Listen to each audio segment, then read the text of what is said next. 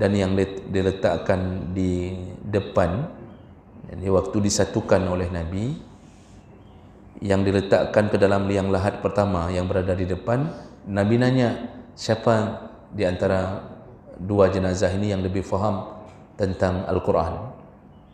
Maksud faham Quran, faham syariat. Karena orang kalau sudah faham Quran, faham syariat. Jadi bukan hanya sekedar hafal.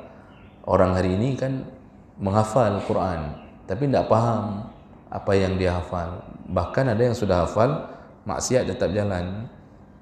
Jadi ketika disebutkan fulan ya Rasulullah, langsung kata Rasulullah, letakkan dia di depan. Begitulah penghormatan Nabi terhadap orang yang memahami agama. Jadi tidak ditanya sama Nabi, ini siapa yang lebih bagus hafalan kali-kalinya. Nabi nak nanya, ini siapa yang menghafal rumus kimia.